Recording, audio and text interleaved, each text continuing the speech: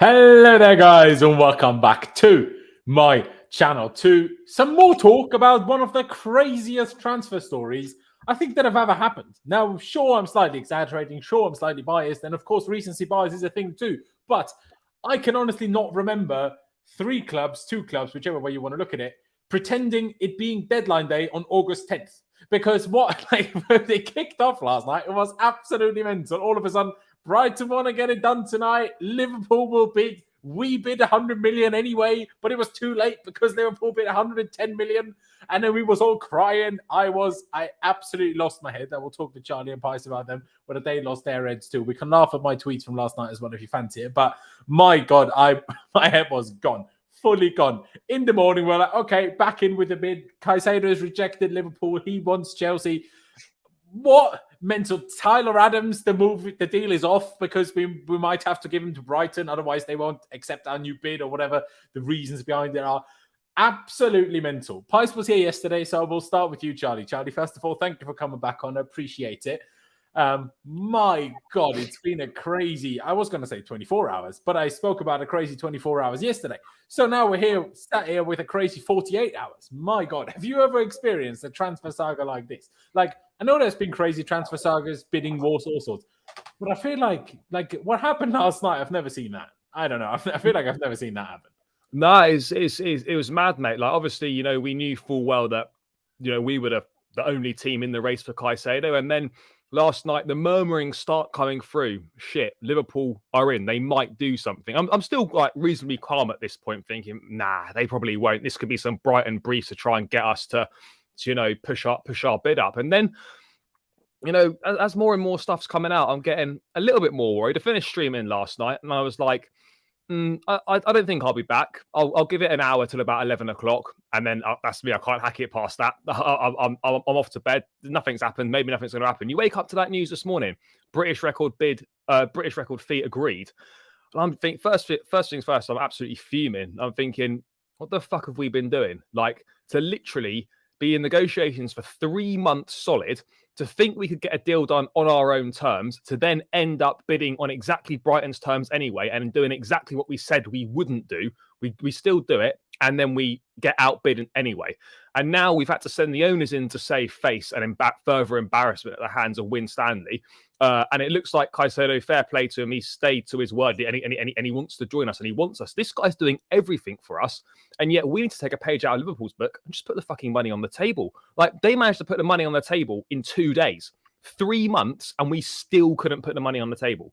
Like, ultimately, we might end up with a player, but we shouldn't gloss over the fact that we've behaved like amateurs in this situation, and we've highly embarrassed ourselves. But at least we're going to be embarrassed and probably take a slightly smaller L than Liverpool, because we're going to get what we wanted anyway. But like, I just don't understand what's going on. The whole thing's just been a complete myth about what's happened, and let alone the last 24, 48 hours, just last 12 hours. Like, between overnight 1:30 when Ornstein tweeted the article out, to where we're at now, like 6:30-ish UK time, mate, so much has changed in that. And you can't rule out another twist in this thing. Mate, could you imagine if Caicedo just goes, do you know what, guys? Fuck it. I'm going to stay at Brighton for another season. See you all next summer, and we'll run this again. But yeah, mate, ultimately, mate, annoyed, and we can't gloss over the fact that there are serious issues that need to be addressed within this negotiation process, because it doesn't look good. This is not just one deal. This is now Enzo. We've had to send the owners in. This is Mudryk. We sent the owners in, and now this is Caicedo. We're sending the owners in. So what we've got here is a sample size of 3 massive deals where fans have told the owners that they want Boehly to step back from the deals and stuff. He's put the trust in the people, and the people can't do the fucking deal. So we have to send the guys in to finish it off. That's not a good place to be in, where you don't trust directors to get deals done and you have to step in. That's not great. But overall, mate, I guess I'm now cautiously optimistic we can get the deal done, which is a much different headspace and mindset from first thing this morning. Yeah, there you go. At the same time, about 24 hours ago, I was actually pretty confident that we would get him. And I even tweeted, I think we'll get him tomorrow. Good night. Half an hour later, we get the first news that it's all kicking off.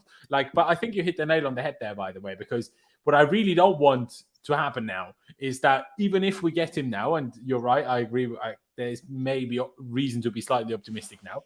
But I don't think we should gloss over what's happening here. Now, obviously, Ben Jacobs has now slightly disagreed with Felix, or kind of explained more, because Felix reported that Winstanley is now off the negotiations here and the owners have taken over. Let's see what happens with that. But my God, Winstanley has not covered himself in any sort of glory. I don't know what the chat is talking about, news on Fabrizio, because I literally checked a minute ago. So I don't know what you've seen. Chelsea HQ tweet, I need to check them. But Pice, I'll come to you first of all. Thank you for being back on. I appreciate it as always, bro. But I mean, I was sat here talking to you yesterday about the craziest last 24 hours. It got even crazier. Like, Charlie was already in bed. The first tweet I'm going to bring up is from, what is it, 10 p.m. my time, or is it 10 p.m.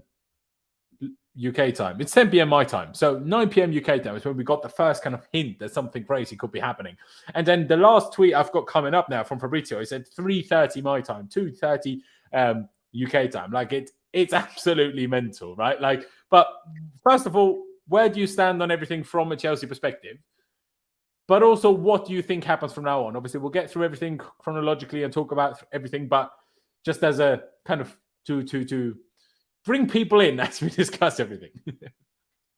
Yeah, I mean, these last few hours from last night till today has been crazy. I've just been getting loads of mixed messages as well. Like, even when we was when we was obviously out of it and Liverpool agreed that fee, it was like 1:30 in the morning. Someone sent me a message who knows Caicedo's agent, and his agent wasn't confirming anything. So I was like, wait a minute, like, this is just all a bit like confusing here. Like, have we got a slimmer of hope? So I was really, really pissed off. But I eventually went to sleep and I thought, I'm going to wake up early just in case anything happens. And then, it was about 9 or 10 o'clock UK time, Fabrizio exclusive. Caicedo now wants Chelsea. Like, what the fuck is going on? Like, he's told Liverpool he's not joining them. Like, and it just all kicked off again. And it's just, I don't even want to make any prediction. I'm done making predictions. I don't know what's going to happen. We were supposed to bid today. It's 6:30. There's, as far as we know, there's no bid. Like, what the hell is going on? I don't understand. Are we now trying to, because Liverpool away, are we trying to, get the price down, or, maybe Caicedo set us a deadline himself? Who knows? But yeah, I'm expecting more news later, because, this is something that Brighton wanted to get done, right? I think Fabrizio was saying all along, either last night or Friday at the latest. And obviously it was done last night, according to Ornstein. They set a midnight deadline, and, we knew about those bids. So, yeah, I think we was all fuming. We're a bit more positive now, but we could be fuming again in a few hours. So I don't want to make any predictions, but I'm holding out hope that, Fabrizio was right, and Caicedo will wait for us. I think it's obviously a good sign that he didn't go for the medical today. He's waiting in London, apparently. So, but Caicedo's given us another opportunity. Like, he's given us an opportunity to save face, and we need to just go and do this deal now. It's going to be a ridiculous price, but this is a player we've negotiated for 3 months for, as we all know. So, or I don't even know if we've negotiated. We just wasted 3 months, really. So, yeah, we can't lose out on him. It would be so embarrassing, honestly, especially after today, like what we've heard. Like, imagine Liverpool come back in and he's like, yeah, I'm going Liverpool now. Like, I can't take imagine they outbid us again. Like, imagine I can't that. take anymore. Yeah, I mean, I think both you and Charlie make good points. Like, I mean, obviously we don't know when Liverpool first started thinking about getting involved or whatever, but they got the money on the table ASAP. Chelsea, I mean, Fabrizio was last night saying, Chelsea will reply in the morning, blah, blah, blah. Well, it's now the evening, nothing's happened. I think it was Felix that said we will bid in the evening, but why in the evening? What's taking so long? And I'm like, people say, this takes time. No, it doesn't. It's not like you actually transfer the money when you make a bid. It's not how it works. Like, you just bid. Do you know what I mean? Like, it's not like you need to have the money lying there next to you in cash, like in some mafia movie, and you turn up with it in cash. It's not quite how it works now, is it? By the way, I appreciate it, JC and Ricky. Made you mods. We have plenty of mods, but they're not all always here, so sometimes I need to add new mods. So shout out you guys. But yeah, just quickly before we talk about everything else, Caicedo, I have whatever else decided to create an FPL league. I'm not usually an FPL guy, but I thought I need to get myself more invested in the other games that are not Chelsea as well. So I have created an FPL league. Link is down in the description. The code is also runs along the bottom of the screen all the time. And we have, in my opinion, the best name anyone's ever thought of, quite frankly. I'm not sure. Pies, I don't think will be involved. But, at least the league is basically named after him. Because it's called Who Ate All the Pies? And I absolutely love it. So that is absolutely brilliant. So get involved if you fancy that. Obviously, deadline for the team has already passed. But if you have a team, join the league. Link is down in the description. And we should have a good time. And we'll probably check, I don't know, how it's going, I guess, the standings as the season progresses. But let me bring up that first tweet, if I can even bloody find it again, because you have no idea how many tweets I have open here to bring up on this screen today. But yeah, this was the first one. 10 p.m. my time, 9 p.m. UK time, essentially. Caicedo is in London waiting for key developments on his future. Brighton waiting for Liverpool to send their official bid. If not tonight, it has to be Friday. Liverpool will 100% bid. Then it will also be up to Chelsea. Highest bidder will get Brighton's, green light. And Pies, so how did it develop from there on? Because then Brighton decided, okay, we want to get this done tonight. They basically kind of set as much as a deadline at midnight. And we're like, okay, you guys bid, and we will just sell to the highest bidder then. We then, seemingly, I think it was Matt Law that first came out with that, apparently bid 100 million, being 90 plus 10 million in add-ons. And then, I don't know how much later it was, we find out Liverpool outbid us by a whole 10 million. And we basically thought we were absolutely screwed, right? Is that did Liverpool bid after us? Because otherwise, why on earth did we turn up with less? Yeah, I'm not sure. So this sort of came out. I remember tweeting this. This was about, I think, just before 1 o'clock. It was like, highest bidder will win sort of thing. And then literally, I think at 20 past 1 or something. So only 20 minutes later, Fabrizio was like, yeah. And before that, he was like, things are still happening in the deal. And then he tweeted that. So, and I think Ornstein came out with I can't remember who was first, but yeah, they were both very similar. And Ornstein was like, we've bid 100 mil. And he mentioned the midnight deadline and stuff like that. They held an auction or something, highest bidder wins. And ever since then it was just kind of everyone having a meltdown, rightly so. And then sort of it was interesting because I remember I went on a space. It was 2:30 in the morning, and Fabrizio went on Instagram live randomly, and I was like, he never does that, maybe he's just doing a Q&A or something. And then he started saying it's not over yet, let's see Chelsea, how they react, And then he started saying Chelsea going to try everything or something along those lines, if I remember.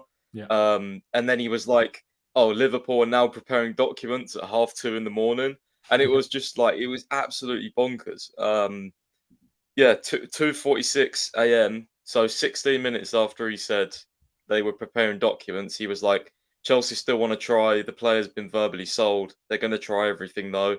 And then about sort of 9 or 10 o'clock in the morning, I think Jacob Steinberg saying they were trying to beat Liverpool to Caicedo. And then it all spiraled on from there, really. The secret scout's been quite good on this deal. He was saying basically, more of what Steinberg was saying. We held talks, telling him to wait. And then it just spiraled really from there. So, I mean, there's not been too much this afternoon, but, it's understood we're going to make a bid, so we'll see what happens. There you go. I mean, yeah, this is literally how it started. They turn up with 110 million. Can we just quickly talk about that side of this story, I guess? Where have Liverpool all of a sudden got this money from? Because this money would have got them Bellingham, who apparently wanted Liverpool over Real Madrid. Well, that's clearly horseshit, because otherwise he would clearly be there right now. They told Southampton essentially, well, we can't afford 50 million, but they turn up with 110 for Caicedo. So, if they still want Lavia, presuming that we get Caicedo, well, they will, I hope, charge them more, because that is outrageous. But I'm just confused by how we came to this scenario. Charlie, how do you explain this to yourself? Do you think we just pissed Liverpool off with that Lavia bid the day before? Because surely if Liverpool wanted Caicedo, they would have given themselves a much bigger and better chance at getting him had they done any work in advance. Not just turn up with the bid and then Caicedo sit there and say, actually, I've given Chelsea kind of my word. I'm going to go to them and not to you lot. If they just did their pre-work, they might have got him. I'm glad they didn't, but I just don't understand. I don't understand, because normally nowadays in football, everyone knows you speak to the player first, you agree personal terms, you get their green light, as is the term, that they want the move, and then you go and agree a fee of the clubs. It looks like here that Liverpool have either not done that and they've just gone straight in with the bid, hoping that they can convince Caicedo, or they have seemingly thought they got the green light from Caicedo, and he's then told them they want Chelsea. But like, for me, it doesn't make sense to put this bid in unless you know the player wants to move. And for me, I think the reason as to why Liverpool took so long to go in is because they knew that Chelsea were in the driving seat. But the longer the negotiations went on, and each day that passed by and got closer to the end of the window, and a deal wasn't done, from a Chelsea perspective, you invite pressure, you invite the possibility that other clubs might come in and try their luck. And that's exactly what Liverpool have done here. Have they tried their luck in the right way? Not really. They've slapped the money on the table, fair play, but they've obviously not spoken to Caicedo and got his go ahead for the deal to be in place, because Ornstein, I think he's great, but he did say in his thing that he put out that personal terms would be a formality, but that clearly is completely incorrect. Personal terms aren't a formality at all. Like, surely if you're bidding that much money, right, and in this much of a public transfer saga, you better make damn sure to avoid being embarrassed that the player actually wants to move. I cannot believe a club like Liverpool would operate in a situation where they put that bid on the table and don't know if the player wants to join, or they just they're just prepared to take a gamble that he might want to join. Look, no club comes out of this well, but we're going to come out of it better potentially, because we would have got Caicedo anyway. So yes, there's embarrassment on both sides, but I just don't understand why you wouldn't check. I mean, how Chelsea would even end up in this situation in the first place is totally inexcusable. To be in a one club race all summer and then invite competition yourself and then lose that competition by being outbidded, only to have the owners come in and say, facing Caicedo staying true to his word, that he wants to join Chelsea. That is the only reason why we've not been embarrassed here, because Caicedo is keeping to his word. So, like, I don't understand how Chelsea can seemingly negotiate all summer and then not think they can get a deal done on their terms, think that they can get it done for under 100 million. Surely, right, the first thing you want to find out in negotiations, what's the asking price? You might have a little bit of back and forth to see if there's negotiation, but you should know Brighton by now. Winstanley should know Brighton inside out. They're not budging on the asking price. So why we thought we could get it on our terms and we didn't want to spend more than 80 million, only to then go and bid entirely on Brighton's terms and bid 20 million pounds more than we maintained we wouldn't do. And now that indecisiveness is going to cost us another 10 to 15 million pounds on top of that 100 million pounds already. So this is a very expensive fuck up from whoever's been involved in the negotiations. Look, ultimately, we're probably going to get the outcome that we all wanted, but it doesn't look good. And you know, we've done some good work in the market. Disasi, I think the Robert Sanchez deal is a good deal. And we bought some exciting young players in. Great. Nicolas Jackson's a good deal as well. But, you know, you have to wonder where we stand in the transfer market now and how other clubs are going to view us in the market with such a public saga playing out like this Caicedo one. Because eventually, we're Liverpool 110 is overpaying. We are overpaying for Caicedo. We know that. The market's ridiculous, but we are overpaying. And we know that. But what's going to happen now when we go for other deals? Like, clubs know that eventually, if we desperately want the player, we'll cave and we'll pay. It always depends on the alternatives in the market, right? Because if there was an alternative player to Caicedo that was similar or at least close to as good, then we might have just, you know, long ago, you know, pulled out and said, no, we're not doing this. At the same time, the second you do that, the club where the alternative player plays for knows you are now desperate for that alternative. Well, this is the problem. On the one hand, this is kind of a never-ending problem for the biggest clubs. Like, every club kind of has this problem a little bit. Wouldn't you agree with that? Like, obviously, City can say, "Oh, then we don't get it," but in the end, they still came running and paid the 90 mil for Guardiola. But in fairness, now with the Lavia thing as well, right? If Chelsea desperately wanted Lavia, why bid 48 million when you know the asking price is 50? Surely you just pay 2 more and guarantee virtually you get the deal done. So I don't know if that was a bit of a smokescreen to Brighton or whatever it was, but yeah, it's strange because now with Lavia, if Chelsea want him, then Southampton might want to increase their asking price. They know that Liverpool have now got 110 million. They know there's money to spend there. So instead of a 50 million asking price for Lavia, Southampton might think, well, hang on a second, you just slapped 110 on the table. Maybe we can get 60, 65 million for him instead. So Liverpool, by putting this bid on the table, not going to get Caicedo, and then potentially doing themselves out of Lavia as well by adding more money onto their asking price. Yeah, no, I completely agree. But that's the problem. Obviously, someone in the chat said here now just all Lavia and Amrabat. Lavia is close to Caicedo. I'm not sure I agree necessarily. Not right now, he's not. No. No, not right now. He's not. But even we were way past that. Like we were long past the point of pulling out of this deal. That moment happened like what, first week of August? That was the last moment where anyone would have accepted us pulling out without looking like an absolute bunch of morons. I mean, we look like an absolute bunch of morons anyway. But like, if you follow the same player since January, people forget this. People always talk about 3 months. We tried to sign Caicedo for a second in January. So this isn't, we didn't start this in June or in May. We started in January. And then, like, according to Fabrizio, personal terms have been agreed since May. They didn't get agreed in half a day either. So there was pre-work happening for that as well. That's why I said to you, Pies, a couple of weeks ago, I was like, we've been working on this since April. Otherwise, in my logic, personal terms wouldn't be agreed since May if we hadn't been talking to his camp since April, essentially. Do you know what I mean? So, like, if you want to say January, sure, but that's maybe a bit far. But April, we've essentially been working on this since April.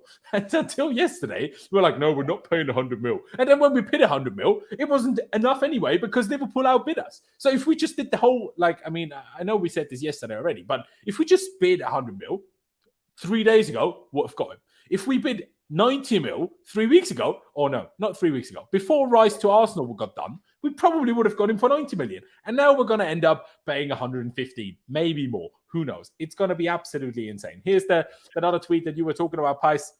And Fabrizio obviously confirmed that the agreement was reached on a £110 million record British deal, even more than Enzo Fernandez. I don't think any of us expected Caicedo to cost us more than Enzo cost us, because the amount of money we are now spending on the double pivot is... Oh, mate, we're the two most expensive players in Premier League history as our midfield pivot. Yeah, exactly. And how many goals are they going to score? 3? Do you know what I mean? Unless we put Enzo on penalties. That is absolutely mental. By the way, shout out JC. Not only has he just become a mod, he's also become a member. Shout out you. Appreciate it very much. If any of you other people watching want to become a member, there's a link down in the description. Just supports the channel. I appreciate it very much. Of course, use the super chat function if you have any questions, topics, whatever else you want us to talk about. But most importantly, over 600 people watching, please do subscribe if you haven't already. We're on the road to 20,000 subscribers, and every new subscriber counts. So please get subscribed, hit the notification bell button so you don't miss any of our future streams, and hit the like button, because like I say, 650 people watching and we don't even have 100 likes in. Let's get to at least 200 likes, like right this second. All of you, go down below, hit that like button for me. I'd massively appreciate it. Just one click of a button. Doesn't cost you any money or any time. But yeah, what we have on screen now, they apparently booked a medical test for today. Now, in the morning, they were claiming that they didn't do that. Sorry, Charlie, go on. You just said it now, mate. But Liverpool denying that. Strange. Super weird, isn't it? Like, it's very, very weird. But at the same time, a couple of people in the chat asked it already. Like, I'm going to go through this like chronologically and bring up all the like the moments that Fabrizio tweeted about things, and then we're going to go through today as well. Liverpool now preparing all the documents, deal to be fast and avoid surprises later today. Liverpool also booked medical, blah, blah, blah.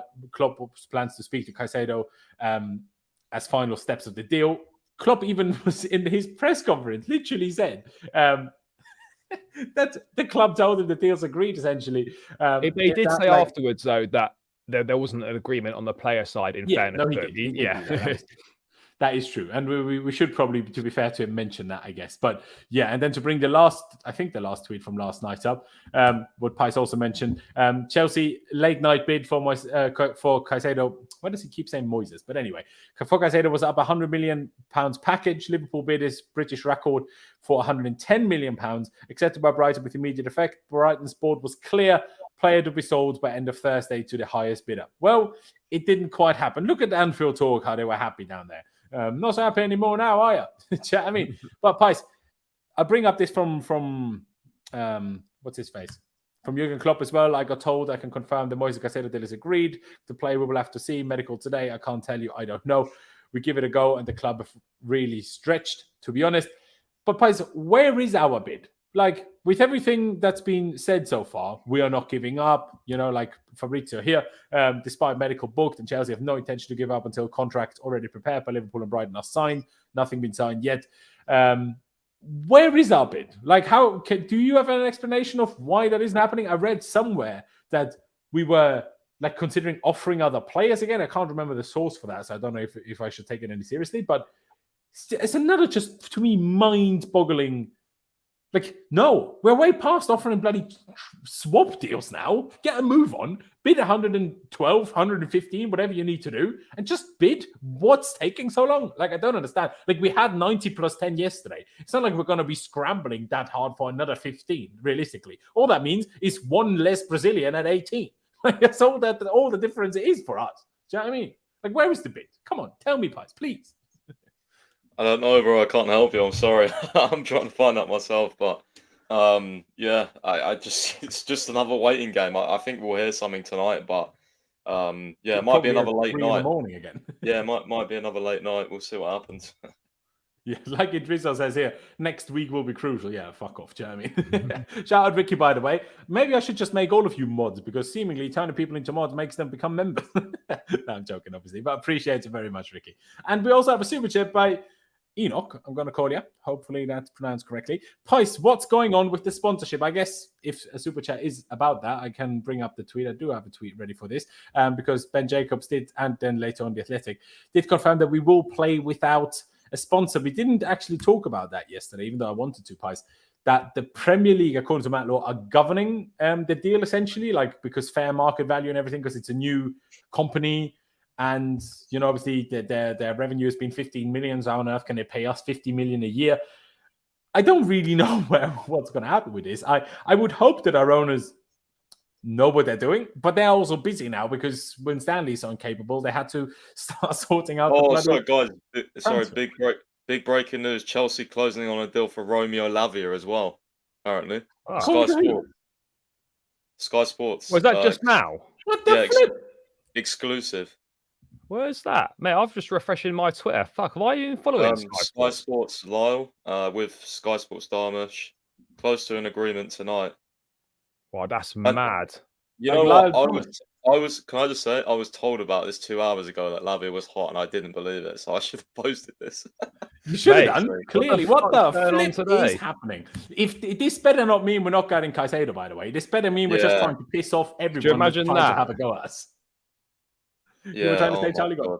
I was going to say, imagine that, mate. After all that, we're spinning both these plates, and then we cancelled the Adams deal, so we have to fucking get 2 of them. So maybe are we really going to drop like 160, 170 million on 2 midfield players? Mate, you say that, plus Enzo, we will have 3 midfielders, only 2 of them starting, and paid 300 million for them. Mate, it's going to be probably the most expensive midfield in the world. Mate, it's going to be the most expensive midfield ever, forever. My God. I mean, a couple of people in the chat, Mark Mahoney, a couple, King Kai as well. Is Caicedo over? Pice, do you think that means Caicedo is over? Oh, I'm shitting myself, bro. I really hope that's not a knock-on effect of talks today with Brighton. I'm praying, man. I'm praying it's both. Do you have an inkling? Just purely your personal opinion, I'm asking. I don't know, man. The thing is, we pulled out of Adams. Like, that saves money, but he was only 20 mil, so...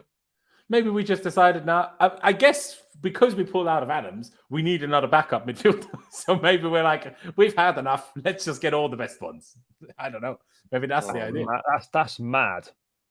It is, man. So I'm going to keep my fingers crossed because I spent too much time last night losing my head.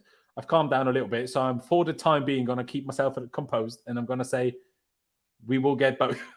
But let's see. I mean, who knows? I've never heard of Lyle Thomas. Obviously, Sky. And Sky have done okay with a couple of things. They've been all right, to be fair. Darmish has been quite decent recently. Yeah, Darmish has got a lot right in the last couple of those. Yeah, exactly. Like, weren't they first to break the Tyler Adams stuff as well?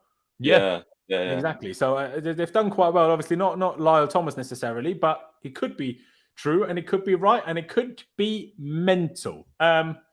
Yeah, I mean, I like Lavia. It's not like I dislike him. I just don't think he's as good as Caicedo, and I wouldn't want him to sign him as a starter.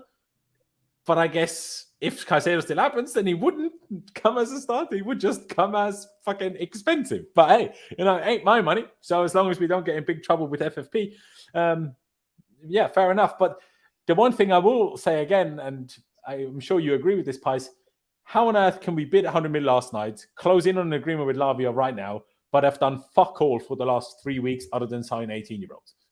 Like, why? You know, this is just where I have to question everything that happens again. Do you know what I mean? Yeah, no, I mean, I know they're separate budgets, but it still comes from the same place. Yeah. Matilda. That was funny. But yeah, I guess we quickly go back to the sponsorship talk. But yeah, we will play without a sponsor on Sunday. Do you know anything, Pies, of where we're at with this? Is it just like the Premier League still checking and governing the deal, how much we're allowed to be paid, how much whatever else? I don't think we're at a point where we're done with Infinite Athlete, but yeah, I just don't think it's kind of ready. But also all the pictures, that's what I found weird, because seemingly we took pictures with the sponsor and without it, because there was clearly pictures without the sponsor like being taken, because we've seen those. But there was also these sneak peeks of like where you could see the print of the sponsor on some shirts. So do you know anything? Otherwise, it's just no sponsor on Sunday, I guess. But it's kind of cool if we at least do one game without a sponsor. Do you reckon we sell it on Monday with no sponsor still? Do you reckon they'll delay the release? I mean, they should sell it on Sunday at the game.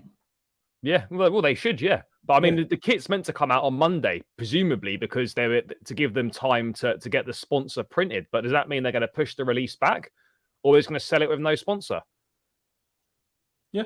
I mean, to be honest, I can't understand why they wouldn't sell it without a sponsor anyway. Like, it's because they didn't have an agreement yet. It's not like any sponsor can tell you, well, you're not allowed to do that. Do you know what I mean? And I guess in negotiations, they could have said, yeah, but if we agree, we hope you don't post anything first. Is there actually anything from Ornstein, or is it just he was just confirming when he basically what Fab said, that Caicedo's told Liverpool he wants Chelsea. Just a confirmation of that. Where is it? He's been on NBC, apparently. He usually goes on there sometimes. Okay. Fair enough. But yeah, I don't know what's going to happen with the sponsor. I just hope they get it done soon. That's what I hope. But yeah, and I hope the Premier League don't ruin another one for us, because we could have had Paramount Plus. Guys, we were robbed. We were robbed of an all-timer with the Paramount Plus. We were robbed. Absolutely robbed. But yeah, what can you do, I guess? But yeah, Enoch, appreciate the super chat. Another super chat by El Caliente. I'm going to try to pronounce it. Appreciate it very much. He says, Chelsea's loser 100 mil bid feels like a low-energy Jeb flex by Winstanley. Boehly and Igbali had to step in to clean up for the football directors. I think actually that the owners were even involved. Well, not involved in making the bid, but they had to give the green light for the bid. So I guess they were slightly involved in that too. But Pies, what can you say, or what can you talk about the owners now stepping in? Because what do we make of that? I guess I can bring up Felix's tweet about this as well. I have it open somewhere. Who obviously spoke that as initially said that Winstanley isn't on it anymore. What do you make of that? Do you think this could also be the end of Winstanley at the club? Is it just for this deal? Especially because Vivell left recently. Like, if Vivell was still here, we could just sack Winstanley and kind of have the guys ready. But now we don't. So what do we do? Yeah, my understanding is a little bit different. I've not been told that he's left negotiations. I've just been told that like the owners have stepped in a little bit, and are like more actively involved. So yeah, I was told that like once Liverpool had made that, like found that agreement, like once we found out, like we were angry, and like it was like all action go, I think is what the source described to me. So yeah, I'd be interested to see what happens. But yeah, I think they've definitely got involved in some way or another. I think they were initially like green lighting the bid that we made 100 million, but maybe they've got more involved today. I've just been told that they've got involved in general, and they haven't been like at all really. Like obviously they regularly communicate, and it's a very like fluid sort of ownership anyway. Like it's a collaborative approach, right? So yeah, they're always informed on deals, but like they've not necessarily done anything as far as I'm aware until last night. Yeah, no, there you go. I mean, Charlie, what do you make of that? I think you touched on it at the beginning already, but I mean, Winstanley didn't cover himself in a lot of glory. Obviously, he did some positive things. I mean, he clearly did a certain amount of good groundwork. Otherwise, that's what I was going to say, mate. I think one thing I would defend him on is that the groundwork that we've put in, which is a fucking lot of groundwork, by the way, seems to have 6 months of it seems to have paid off, because Caicedo's keeping to his word because of the agreed personal terms and all that sort of thing. So I suppose from that perspective, it's kind of, I guess you could say it's paid off. But ultimately, like you can't be in negotiations for your main target for 3 months with your ex-club. You know, if this is like Real Madrid or Barcelona or Manchester United we're talking about here, sure. It's amateur at the very least. At the very minimum, it's amateur. Like, it's just not the way that you should operate as a football club of Chelsea's caliber. You know, we look like idiots, but at least we might be idiots with Moises Caicedo. So that's kind of that is a plus. But yeah, I don't understand. I don't really get it, mate. Like, we eventually put 100 mil on the table, but it was 100 mil package. So, like, how much actually went on the table up front? Well, Matt Law said 90 plus 10, didn't he? So I guess make that what you will. But yeah, I mean, JC says the downside of Boehly and Igbali stepping in on transfers is they always overpay. Maybe you can say this about Enzo, but in this case, Enzo overpaying though, because it was a release clause. So if we wanted him, we had to. Even that. No, Enzo looks more like market right now, to be honest. Well, he does, doesn't he? Yeah. That's also true. But even now, like, if Liverpool made a £110 million bid and we want him still, then we will need to outbid them. So is it overpaying? I mean, the reason we overpaid isn't the owners. The reason we overpaid is Winstanley taking too long in the first place. Not the owners. Obviously, I guess the owners could have jumped in sooner if they wanted to, but they hired these people to do the job. They didn't hire them to have to replace them every time things get tough. And so far, they've done this on 3 occasions, on the 3 big deals we've made since this ownership has come in. On Mudryk, Igbali flew out to, was it in Turkey where Shakhtar Donetsk were at the time? Enzo Fernandez, all of them flew out. None of the directors had anything to do with that, really, as far as I was aware by the end. And now the same. Like, it's a genuine joke, if I'm being completely honest. Miguel with the super chat, appreciate it. He says, this is why you buy young players before they reach 100 million. Issue is that when these players are ready, they're going to be very expensive. This is very true, but the issue there isn't the young players. The issue there is our fan base that doesn't give players time to develop into those players because we want to win right now. And you can't have both. You can't sign players before they're worth £100 million and expect to win right now with those players before they're that good. It's one or the other. You cannot do both. Maybe you can do a couple each season of young talents, but they can't be starters. And with what we're doing, they need to be. So you either buy Yolavia for 50 million and he's worth 120 million in 2 years, but we're probably going to complain, he's Enzo, he's 19, so he's going to make mistakes, but the fans aren't going to accept that. So it's the fans and the club. Ultimately, though, like you have what I'm saying is, mate, you have to pay big money, because at the end of the day, if you don't pay big money, someone else will pay big money and you get left behind. That's just the way the market is right now. You don't spend big money for your targets, you're going to miss out on them. Someone else will get them and you're going to fall behind. And that's ultimately what happens. Every single big club in the Premier League spends massive money. City are trying to spend 85 million quid on Lucas Paqueta from West Ham. Is that going rate for him? No. Is that, do you know what I mean? So, like, if you want the player and it's going to improve your team, ultimately you've got to put the money on the table. But if they do well, no one cares about the transfer fee afterwards. Well, financial fair play cares. No, but do you know what I mean, though? If a player does well, no one speaks about the price tag. No, absolutely. But I guess what the super chat is going for, like, sign them before they're that good, and then they won't be that expensive. And if you only go by that, then you just ignore these like Caicedos and your maybe Ugochukwu could be 100 million. I was literally going to say, like, we're trying to do that, but like everyone's like, well, no, we need big players. So, and I'm he needs to go on loan. Poch said that first time he was asked about him, he's going on loan. So clearly, the club isn't ready to put these players in and like let them become 100 million players at Chelsea. But yeah, I mean, I agree on the one hand. See, in an ideal world, you don't do this. You don't make such a drastic squad overhaul in the space of 12 months, because then you don't need to do all of this at once, because you can buy 1 or 2 super big signings every year. And then you can buy 1 or 2 lesser known ones that maybe are before they get too big. That's what we're going to move to, though, because I think the reason why we've spent so much and brought so many players in is because we've chronically neglected the squad management for so many years. So we've had to do this massive clear out. It's been years overdue, and we've had to bring a lot more players in. Hopefully now moving forward, we will be in a situation where 1 or 2 leave, 1 or 2 quality additions come in. And I think you're going to see a much calmer Chelsea in the next few transfer windows. Yeah, in theory. I do agree. I have seen Fabrizio's new tweet. We will get to that in a second. I just want to talk about this one first from today.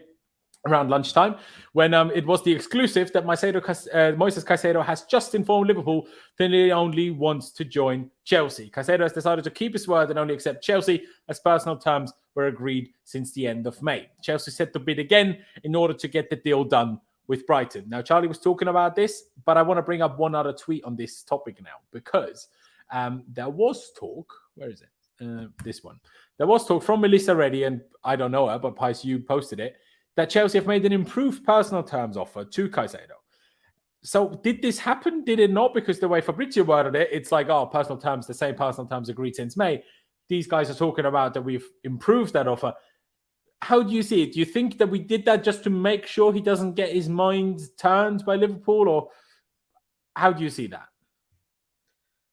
Yeah, I think it was kind of like a leverage point. I mean, I don't know how much wages is going to be on, but I think, just try and like sweeten him up a little bit. Say, look, every player likes money, so it always helps if you can afford that. Yeah, no, there you go. I mean, but you do think that we did improve the personal terms offer that we had compared to what we already had before? Yeah, I think we probably did. Okay, because then, Charlie, I guess, is it as much Caicedo just being loyal to our agreement, or we just offered him more money? Probably a bit of both. Probably a combination of the two. I would imagine. Yeah, no, I think that's probably a fair way of looking at it. Let me bring up the new tweet from Fabrizio, which I'll be honest doesn't say recycle it. It's kind of just regurgitated info, really. Yeah, exactly. Obviously, what we just looked at lunchtime, he informed Liverpool about the clear preference. Chelsea, it's on the clubs now. Chelsea will bid very soon. I guess the only thing out of that is that the bid is very soon, whatever that means. Contacts ongoing, more to follow. Let's hope this more happens very, very soon.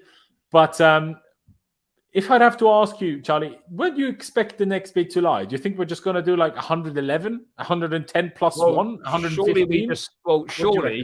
Surely we just I mean, in theory, obviously, I don't know if it works like this or it should work like this. In theory, all we need to do is match the offer because we know he wants us. So we know 110 mil gets accepted. So if we match that, I would put at least £1 over, just so Brighton can't be. But we know 110 gets accepted. So surely you just need to match the bid. I don't understand why we'd need to exceed it because we've got the go ahead from Caicedo. So surely matching the offer should get the job done. But I expect we probably might end up going 115. Yeah, I'd probably expect something like that as well, Pice. What about you? Do you expect 115? Do you think we're going to just match them? What do you think that bid is going to be? I was told it would be 115 plus potential add-ons. So let's see what happens. Plus fucking add-ons as well. Jesus. Why is that necessary? Like, why? They accepted. He said, to be fair, the guy he said potential add-ons, but it should be 115 from what I was told. If it's 110, I'll be interested though, if we just match their bid, I think, that might make sense now because we've got, the player's preference but yeah. Brighton might want more. I don't know, but yeah, I think. Yeah. I understand more, but 111 would do. Yeah. I mean, don't need to do 115 plus add-ons. But we have another super chat by El Caliente. I do like how you spell Caliente, but I find that amusing. The Liverpool bid was surprising. Why? Because FSG have committed a lot of money for the Red Sox ground expansion and players for the Pittsburgh Penguins. Yeah, but I think sometimes people take. I think this is purely just up to these people's decisions, not because they have the money or don't have the money. You always have it. These are multi-billionaires. A stadium expansion doesn't do much for them.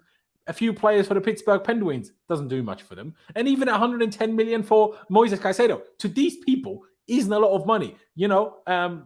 Boehly, they won't lose sleep over spending 100 million, 115 million on Caicedo. It's the only stopping factors is when it comes to financial fair play and the Premier League's financial restrictions. It's not the owners that don't have the money. That's how I see it anyway. But yeah, I guess we should also talk about the impact it's had. Obviously, we touched on it already, but we should probably touch on this one as well. I bring up the one from The Athletic, even though it was the guy that brought it up first. Adams was already in London, preparing to complete his move to Chelsea, but now the deal is off. How do you see this one, Pice? Do you think it's purely a case of we needed a little, I don't know, something to dangle under the noses of Brighton to make them accept another bid after last night's midnight? And because obviously it has been reported that Brighton have got in touch with Leeds for Adams now. Do you think that's the case? Because otherwise, obviously now we're interested in Lavia, fair enough. But otherwise, I don't really understand it. Why? Because 20 million for, like, I can't imagine we need the 20 million we would spend on Adams for Caicedo. First of all, now even more so because of the Lavia stuff. But why do you think this happened, Pais? Essentially, is what I'm asking you. What, Adams deal off? I think we scrapped him and then put the money towards Caicedo a bit later, I think. But how is that possible if we also closed an agreement with Lavia? Then clearly there was plenty of money for Caicedo without scrapping Adams. Because Liverpool has made Boehly mad. Probably. Yeah, no, maybe. But do you not think it's a case of we needed to convince Brighton to accept our bid, so we needed to let them have Adams? I mean, maybe, yeah, maybe. I don't know. There was been rumours they're going to go after that. His name, Gorna Diaf. I think he's quite highly rated, so I think that's him as well. Maybe they go for both. I swear I saw something that said that the reason, I mean, obviously this could just be the reason they're putting out, but that we couldn't agree terms on a payment structure for the release clause. But I think in a release clause you have to just pay it all in one go anyway. No, because you can pay a tiny bit more and structure it differently. Yeah. But the reports where we triggered the release clause. We offered more. Well, I mean, obviously. I don't know. I wouldn't be surprised, mate. But I think Adams' camp are pretty pissed about this. Yeah, I can imagine. I would be if I was them. I can't lie. But in fairness, you've got to be ruthless. If it's a case, if we can get Caicedo and Lavia, you do it. I wouldn't have been against Adams. I think it's a smart pickup, but Lavia is better than him. So if we can get Lavia and one's got to go, sorry, we've got to act like ruthless bastards here. And you've got to bin off. Except that Pochettino wanted experience in midfield, and now we're signing a 21-year-old and a 19-year-old. Adams would have at least been 24 and USA captain, you know? Yeah, I mean, I wouldn't have been against that deal. I think the Adams deal is a good deal. Yeah, no, so do I. I mean, I know, Pais, you're a big fan of Lavia, so if it now turned into Caicedo and Lavia rather than Caicedo and Adams, I assume, more happy about that. But I still find it weird because, like I say, Poch asked for experience in midfield. You can't then give him a 19-year-old and a 21-year-old and say, there you go. Do you know what I mean? Well, I don't care, man. Poch can have to hold that if we get both. I love, honestly, it'll be so good. Oh my God, bro. Our midfield options would be ridiculous. Yeah. I mean, we need to get ready to play a 4-3-3 at some point or sell one of our three midfielders in 2 years then. Well, I think Gallagher's going to go this summer now, surely. Gallagher, obviously. But even Lavia, Caicedo, Enzo, if we don't play a midfield three, not one of those three is going to be happy being. I mean, we haven't even got into it yet, but we're reportedly close to Elise as well coming out today. So, I mean, he can at least play on the wing, I guess. Yeah, but I would have thought a potential line of thought could be maybe until Nkunku's back, we switch to the 4-3-3. Yeah, and use a three-man midfield instead of, or at least until Elise is back. Yeah, or that as well. But yeah, Elise could be pretty close as well. I mean, how much fucking money are we getting ready to spend now? Mate, all of the money. Mate, literally all the money in existence is coming out. Exactly. I mean, I guess we might as well bring that up already anyway. I do feel a bit bad for Adams. I would have quite liked him as a player. I think he's a very proper defensive midfielder. Like, I'm not that Caicedo isn't, but Caicedo has more than that. And I feel like sometimes it's also good to have someone who's just good at that. And like your job, like your John Obi Mikel, do you know, who you bring on to see out a game. You know, like that type of player. Caicedo is never going to be that because he'll always have that, you know, South American Jogo Bonito in him. Do you know what I mean? Even if it's Ecuadorian or Brazilian, he will always have that in him a little bit. But hey, it is what it is, I guess. But you brought it up there, Charlie. Let's talk about it. Chelsea finalising a move for Michael Olise. Conor Gallagher now expected to leave the club from the secret scout. It was reported elsewhere as well, but this one seemed the best concise one to bring this one up. Pais, thoughts? It's just like, I like Olise and I'm really happy if we get Olise, but shout out Ricky and shout out to California. I'm really happy if we get Olise. It's just because Nkunku is now injured, by the way, not only until December anymore, January. According to Sam, whatever the team news leaker guy, January now. So that's brilliant. A whole 6 months we're missing him. Fantastic. But because of that injury, signing Elise, who's also going to be out until October, we think, we don't know if that's he true stepped for sure. his rehab up, though, and he's back in. He's doing work now. Not, I don't think with the ball, but he's certainly doing some rehab shit. So maybe it might be a little bit closer than October potentially. I don't know. But I mean, maybe. It's not right now, is the problem. No, it's not right now. And I was pretty sure, actually, that we just go and sign Kudus after we get Caicedo done, because otherwise, why didn't Kudus end up at Brighton? It's baffling to me. So, unless we sign both, but if we sign both, why are we signing Glavia and Caicedo? I don't understand. It just sounds like the owners have decided, no, actually, we like having a very big squad. Let's do that again. That's what it feels like is happening right now. I know Gallagher's will leave and Ugochukwu will go out on loan probably, and who knows what's going to happen with Santos.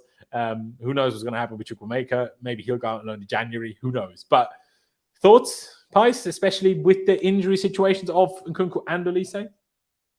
Yeah, I mean, for me, I've always said Elise. I think he's a fantastic player, fantastic talent. I just hope the injury is not too long. But yeah, I definitely have seen some videos of him stepping up rehab. And I think, honestly, if Chelsea move for Elise, then I think it's because he's not going to be out too long, especially because obviously we need that player sort of to replace Nkunku. I mean, Pochettino said it in the press conference today, like we need a player because, you know, Nkunku is a quality player and we feel sorry for him and that type of thing. So I think it happens if the injury is not too bad. I think that's probably what they've been like deliberating over the whole time. And yeah, I'd be really happy. I'd be really happy. Yeah, I would be quite happy with it as well. I think, Dom, you might have missed a few things that are happening because Tchouameni is not the discussion right now. But yeah, we'll talk about that. But just to make it clear, this does apply. Financial fair play doesn't actually apply to us at the moment because we're not in Europe. Also, only the Premier League's financial restrictions. Just on the Lavia, has now been confirmed by Bobby Vincent at Football London as well. So that is now been confirmed by him also. Lavia's camp has been told Chelsea will make a second bid after 48 mil turned down. Chelsea pressing ahead in attempts to sign both. Bloody hell. My God. We are mental. Let me bring that up so you guys can see it as well. Chelsea pressing ahead in attempts to sign Romelu Lavia as well as Moises Caicedo. Blues want both. Lavia's camp have been told Chelsea will make a second bid after £48 million turned down on Wednesday. First call by Sky Sports Lyle. Of course, as we touched on, as we showed you. Crazy stuff. Crazy stuff. Pais, a lot of people in the chat really want to know about the striker situation. I will get to that. First, I will let Charlie answer the Olise thing. What do you make of this? Like I say, I'm a big fan of Olise. I really rate him and I actually kind of want us to sign him. Is that the right one? Nope, that is not the right one. But yeah, like I say, the only thing that slightly worries me about that whole thing is him also being injured. I guess what Pais is saying could be the case, that it's like, well, maybe that means he's not out for that long if we do decide to buy him. But it's still kind of crazy, really. But hey, I'm not complaining. Mate, I like him. He's certainly, one thing he's creative. I think he got 11 or 12 assists in the Prem last season. 11 assists for a Palace team. In a poor Palace side. I think he was in the top 5, definitely in the top 5, could have even been top 4 assist makers in the league last season. Yes, he needs to add more goals to his game for sure. I think he's more creative than Kudus, but Kudus definitely gets more output goals-wise than him. For me, at least in the Eredivisie, he does. Yeah. For me, I would have probably just preferred Kudus because I think Kudus suits a Pochettino system more. And I think he's slightly more versatile than Elise is. But I'm happy that are super versatile. Because doesn't that just end up in another Havertz where you're not sure where they are best? Oh, yeah, for sure. There is always that possibility. Look, at the end of the day, mate, I would have been happy with either one of these. I'm not really too fussed who it is. If Elise is going to end up being cheaper than Kudus, then fine. But look, I think he's a top player. I like him. He's a talented boy. He knows the club because he came through the ranks at Cobham. Obviously, I think his brother's still in the academy at Cobham right now, if I'm not mistaken.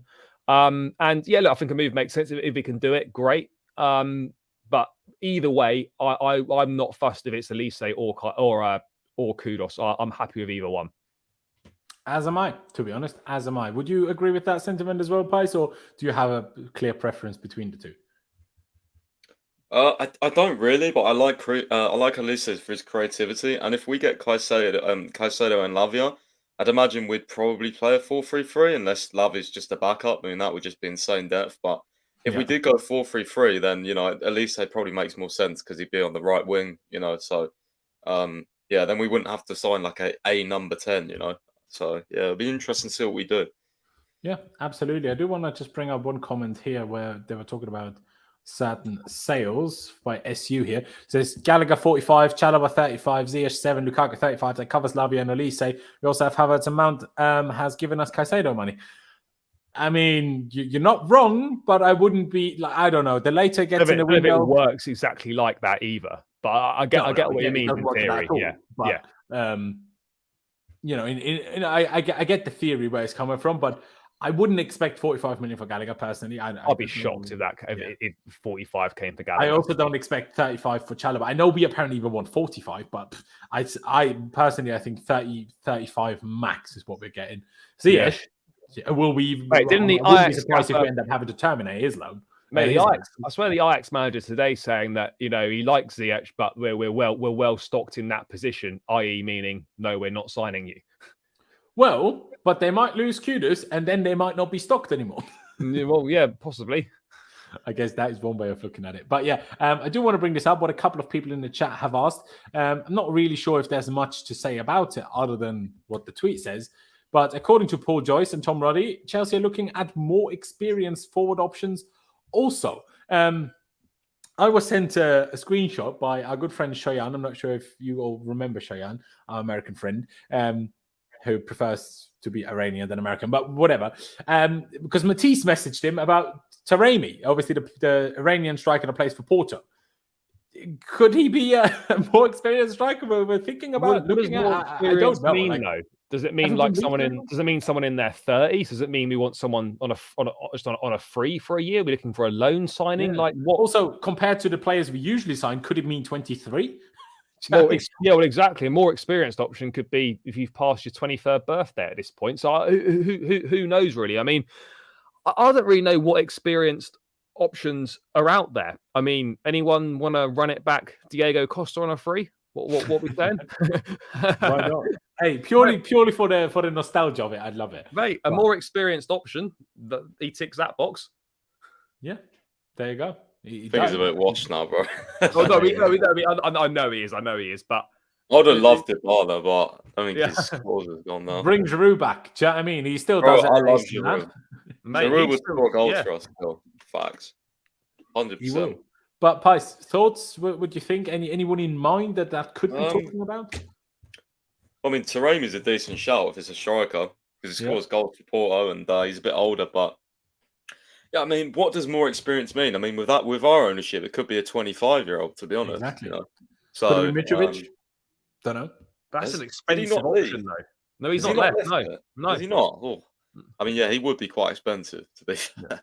I was thinking Antonio. Don't know about that one, Chief, but I hope not any panic buys like that. But Nishibat's right. No, I think a loan move makes sense. Really, well, that's like if we're going down the experience route, maybe you just want to bring someone in on loan for the season.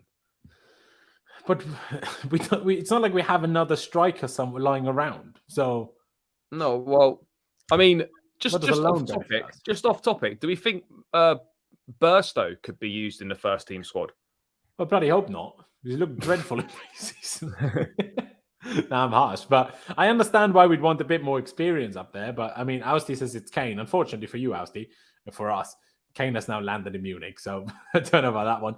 And Lukaku is experienced, but he's also a dickhead. So you know, it swings and roundabouts. João Felix, he's a bit more experienced.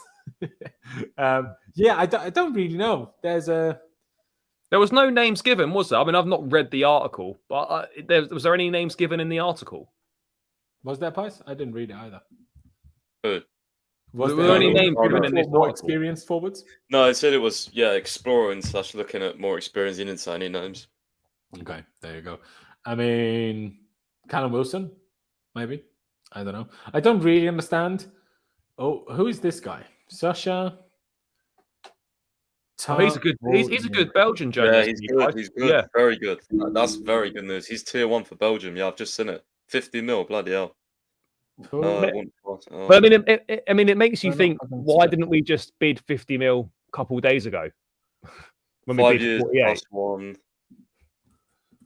5 year plus 1. Last minute bid from Liverpool can't be ruled out. Bloody hell. Oh my days. I will bring it up on screen. Bloody hell, we are moving mad. Yeah, especially as Pi says, he's very reliable when it comes to Belgian players. Being told Chelsea got an agreement on £50 million with Southampton and Romeo Lavia. The Blues finally reached the values of Southampton and wants to bypass Liverpool on their priority target as they did on Caicedo. The Belgian I told you, bro, they made Boehly angry. It literally did. Hey, don't mess him up. I don't think Boehly knows how to be angry. Just I imagine when Boehly's angry, I imagine him be like this just American. Gets his wallet out, just fucking. I just imagine Iqbali. Do you reckon he's going to be at the game on? Surely Boehly's going to be at the game on Sunday. Surely they're probably both going to be at the game, aren't they? When I say both, I mean Iqbali as well. Sorry. Yeah, probably. Well, you'd like to think so. Yeah, exactly. But yeah, the Belgian midfielder has already told some of his teammates his goodbyes. Nice. 5 years plus 1 year option contract ready. A last minute bid of Liverpool for Lavia, who said this yesterday night to one of his partners that he wants to be in Liverpool. Wouldn't be a nonsense though. All right. So apparently Lavia wants Liverpool over us, according to this. Who knows what's true? But yeah, I mean, we're moving mad and we're getting shit done. But I mean, it took us a long time. But yeah, we're getting shit done. Loan Mbappe for 1 season. There's your experience at winning Liga. Brilliant. But yeah, if we pull this off in Liverpool, I just. Mate, and then we present them both on the pitch on Sunday in front of them. That'd be fucking brilliant. And then they batter us 4-0 probably. Yeah, that's probably what will happen. We'll present them both on the pitch on Sunday and they'll fuck us up. Well, at least then we sign 2 midfielders. Yeah. To hopefully not get fucked up again. But my God. But yeah, I agree with Jack Griffin here. Secure Caicedo first. Why are we doing 2 things at once again? We waited all day for a Caicedo bid. Just get Caicedo done, for the love of God. Do you know what I mean? I need this bid to come soon. I mean, we can look at it in a second after we look at that last kind of news report of the day that I think we should probably quickly talk about. And I'll start with you on it, Charlie, because obviously you weren't here yesterday when we discussed it, and I know your opinion is slightly different to Pice's on this. Kepa wants to join Bayern. No agreement between clubs yet. I'm still not 100% sure why he wants to join Bayern, because Champions League. I mean, not obviously, but I don't think Bayern would sign Kepa if they didn't think Neuer would come back. Because I think Bayern would aim higher than Kepa as a first-choice goalie. Well, that's why literally made him a second-choice goalie. So that's maybe why they don't want an obligation on there. They just want an option, and they'll probably won't take it up, and they'll send him back, which is fair enough on their behalf. But look, I think we're obviously all in agreement that Chelsea do need to upgrade on Kepa. Absolutely, no 2 ways about it. But for me, from a Chelsea perspective, any deal, this, by the way, was unexpected. I would have thought from the club that we're going to get interest in Kepa. I think they didn't think they were going to be able to get rid of him this summer, which is why we didn't go for, while we switched like our priorities and not go for another number 1 keeper. Now this kind of, interest has come in from Bayern. And now we're thinking, well, fuck, this could be an opportunity to get rid of him. But for me, a loan deal with no obligation makes no sense, because we go and bring another goalkeeper in, say a Kobel or a Mamadashvili or whoever it is. Kepa comes back next summer. We've suddenly got Kepa, let's say Mamadashvili for argument's sake, and Robert Sanchez. What do we do then? How do we get rid of Kepa next summer? Maybe it might be a bit easier. I don't know. I just think that for what it's worth, in my opinion, like, unless there's an obligation to buy, it's pointless getting rid of Kepa for a season just for him to come back again next summer. If we can only situation, and we were talking about this yesterday, in which I guess it would be okay, is if in response to loaning out Kepa, we would only loan a goalie too. Like, for an example, if we loan Keylor Navas for a year while Kepa is out on loan, and then we deal with it next year. I guess that could make it somewhat acceptable. But still, I am in your camp, and I agree. Do it with loan obligation or permanent transfer, okay? But no option, because they're unlikely to take the option up. Yeah, exactly. I mean, it is the Bundesliga. I know strikers do better there. Maybe goalies will as well. Who knows? But I mean, Bernd Leno certainly looked a lot better at Leverkusen than he ever did at Arsenal. That's for sure. But that might be an Arsenal problem, not a Bernd Leno problem. I don't know. But yeah, we kind of discussed this yesterday really at length.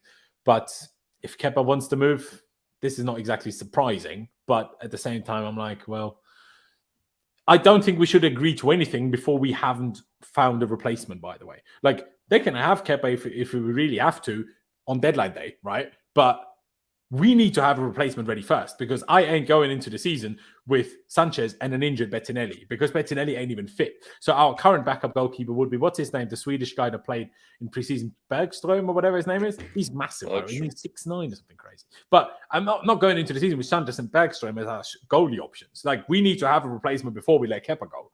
Or do you disagree with that? No, I agree with that, to be honest. Hopefully the club are planning something in the background, but yeah, we're busy now, to be fair. yeah, but you never know.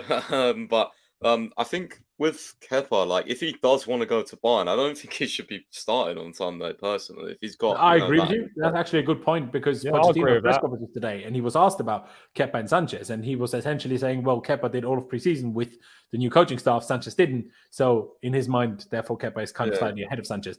But if Kepa is on the verge of leaving, he shouldn't start on Sunday. Even I agree with that, as much as I like Kepa, but then it needs to be Sanchez in my books. I agree. Sorry, I interrupted you rudely there, Pies. My bad. Charlie, do you agree with that as well? That if Kepa is potentially leaving, that it should just be Sanchez already in goal on Sunday? If his head's been turned and he's not in the right headspace, then absolutely it should be Sanchez. But I said it's fully expected. I don't worry about that too much though with Kepa. Like, he'll still, you know. If he's shown one thing, is that he's professional ever since that Carabao Cup final, at least. Yeah, no. Look, for me, like, if there's any doubt in his mind about him wanting to be at the club, then maybe he shouldn't be starting. I'd like to think that Pochettino would ask him to see if he's in the right frame of mind or whatever. But yeah, look, for me, if there's any doubt, then maybe Sanchez should start. But I still expect Kepa to start on Sunday. There you go. There you go. And now, just to finish it off, I'm going to bring up my own tweets from yesterday, because I lost my mind. And I do then want to talk a bit more about, what's his good old face? Paul Winstanley. Bloody, I've tweeted a lot since yesterday. Yeah. I also deleted one tweet in between there where I was like, yeah, I think we're going to get Caicedo. And then it went a bit crazy. So this was when we first heard about the Liverpool bid. This is when I got annoyed at Paul Winstanley. Then obviously calamity. We've been publicly embarrassed by our own directors. I called us a circus. I do still stand by this though. As much as, you know, now the owners are coming in to like fix everything. When does the point come, like, okay, we excused last season. We said, okay, you didn't know last year. You didn't really know what you were doing. You relied on Tuchel's suggestions in terms of signings for Sterling, for Koulibaly, for Aubameyang, blah, blah, blah. That didn't really work out. Okay, then you sacked Tuchel, which the timing of that was awful. We all agree with that. Then when you brought in Potter and his entire staff, and Cucurella before that as well, none of them are any good. Then you hired multiple directors who are now the reason why we lost Mason Mount. Now, people might be happy with that, but we could have also lost Mason Mount for a lot more money if the directors didn't get involved, because we could have just given him a contract and sold him for way more money, mind you. Like, let's not forget that as well. And now, these directors needed help on Enzo, they needed help on Mudryk, and they needed help on Caicedo. I mean, maybe they can scout a few players, but that's what you hire scouts for. You don't make them directors to pick a transfer target. That's what you have scouts for. So, you know, I think that, like, will these owners ever learn? Because you keep hiring bad people, and they keep doing it at the moment. Like, the players we've signed, and I'm not saying all of the people we're hiring, but some of the people we're hiring are not good. They don't seem to be anyway. Like, they need to learn from these mistakes and stop repeating those mistakes, and not let bloody Vivell go because we're not listening to him, but then keep Winstanley, who basically is robbing us. Winstanley has nearly robbed us of as much money as bloody Lukaku has by now. Do you know what I mean? Like, how much money we're spending on Caicedo purely because Winstanley's a moron? Like, it's baffling to me. Do you think I'm just losing my mind a bit too much when I say this, or do you agree that they just keep hiring a few too many people that don't seem to work out? I mean, it's hard to disagree with it. You know, let's see if we get Caicedo over the line. But yeah, I mean, last night was just an absolute circus, and the past 3 months has been like, I think I tweeted out there was 2 months in between. I think a total of 20 mil difference in our bids, and it was like weeks, like a week and a half, 2 weeks without a bid, and then we went up like 5 mil, like 60 mil, 65, 70, and then I think we bid 75 plus 5, like. just atrocious, and we allowed that risk for another club to come in. And I'm not saying you should have just put the money down 5 weeks ago, but what I did say about 2 or 3 weeks ago is I was getting, and you remember this, I was getting a bit worried because I was like, I don't think these bids are good enough, and they clearly weren't, because Brighton were not going to budge, and I was like, they won't budge. They won't budge on their price. Maybe they'll budge 10 million, but it will be like this sort of time frame, and they even haven't. We've gone way over the board, so they fucked up massively on this deal, even if we get him. Yeah, I agree. Secret Scout tweet. Pys, can you check that in the meantime? While I asked Charlie, do you think I'm being a bit too harsh with... I mean, obviously, last night, like I say, my head was well and truly gone. But still, I still kind of stand by this, that Winstanley cannot be continued, in my opinion. I don't care that the owners now cleaned it up for him. 3 times they had to clean up for him now. Okay, I'm not going to include Mudryk because that was last minute. But on Enzo and Caicedo, if we just let Winstanley handle that, we wouldn't have either.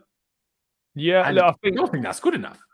No, it's not good enough. What I would say, I think clearly Winstanley's got good talent ID, but he clearly hasn't got the capabilities of being able to close out big deals. Again, I don't know how involved Laurenz Stewart is in this Caicedo deal, but we've seen that Laurenz Stewart basically pretty much done a Disasi deal on his own. He's proven that he can get, half decent deals done. I think it's not great that for Winstanley, seemingly we're having to step in and sort deals out. As I said, a good talent spotter, but I feel like he needs big help in the negotiations. Look, I wouldn't be perhaps quite as harsh as you. I think, look, it's poor the way that this Caicedo thing's been handled. But yeah, there needs to be a conversation between the owners and Winstanley or the directors or whatever to ascertain why they can't seemingly close deals out. I think that needs to be discussed and worked upon. But look, I don't think it's I don't think he should be sacked or anything. But there has to be questions asked, and he's not. And you have to criticize him for the way that he's dealt with these Caicedo negotiations, because it's not acceptable. Can I ask why do we treat directors so differently to players? Because when a player has a bad season, the majority of the fan is like, get gone. Cucurella, Sterling, Koulibaly. I mean, Kepa obviously was more than one season now, but when they do a bad job, we want them gone. Why does that not apply with directors? Being a footballer is way harder as well, all the fitness and running and exactly side of it. If you're bad at being a director, what are you good at? I'm not saying being a director, especially at a club like Chelsea, is easy. Not by any means. More difficult than anything I do, for sure. I am aware. But fact of the matter is still, he also gets paid more than I do, right? So, he gets paid like the director of Chelsea Football Club. So he should also do a job like the director of Chelsea Football Club and not need the owners to come in every time. It's like every time you have a problem, you call your mum. Do you know what I mean? There has to come a point in life where you stop doing that.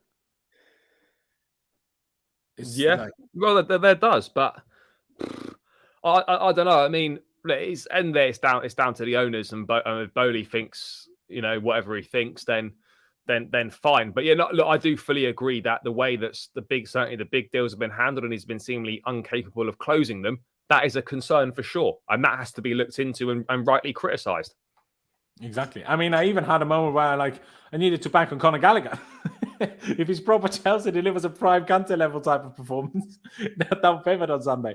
Bloody hell. But he might have to anyway. Then I was fuming at Boehly as well, because we can't sign anyone good, which I still stand by. But now we're obviously getting Caicedo and Lavia, where I'm like, okay, so you're signing 2 top midfielders, but you signed no top goalie and no top attacker. Brilliant. Now, Jackson might be that, but he wasn't when we signed him. Fuming at him, as always. For a second, obviously, we thought we'd sign Sanchez for absolutely no reason whatsoever. This is kind of already happening. Won't happen for me, but it is already happening. Then I was like, why are we not doing anything in the night? Why does it have to be in the morning? Shocker. It's not even happened by the next evening. So, make of that what you will. But yeah, I leave it with the circus. And one last time, ladies and gentlemen, please do. First of all, like JC Fillon says, hit the like button. How many likes are we on? Because we probably didn't even hit 200, like I told you.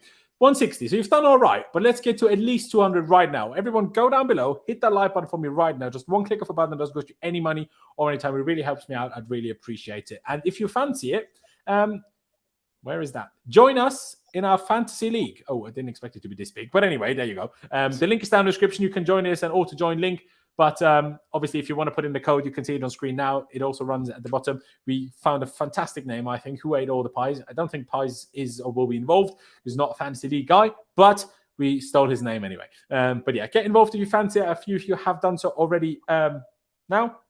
Obviously, the Premier League kicks off in 10 minutes, so that's why we're going to wrap this stream up in a second as well. I guess I can ask you on this lastly before we finish it out.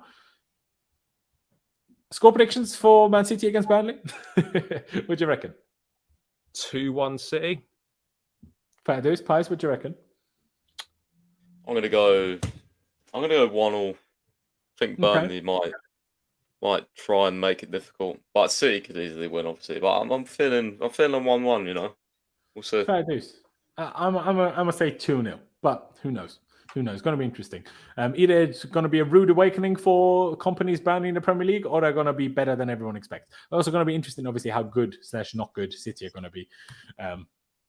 You know, being a bit, just too confident, too comfortable after winning the treble and everything. But yeah, just to bring it up, the chat has talked about it. It doesn't really say anything drastically new, other than, again, we're trying for both. But that was also stated by the journalist. But yeah, the Secret Scout said, understand Chelsea and Romeo Lavia agreed personal terms last week for him to join us this window. Also been told Lesley Ugochukwu could head out on loan to Strasbourg if Lavia and Caicedo joined. Well, obviously, he's not going to stick around now, is he? But yeah, shout out everybody watching. Shout out Pice, shout out Charlie. Please do check out all of their links down in the description below. Please follow Charlie on his YouTube channel, Blue Brother CFC. Have you hit the 5K yet? Not quite, right? Nah, not quite, mate. Got about 200 to go. So we're not far. We're not far.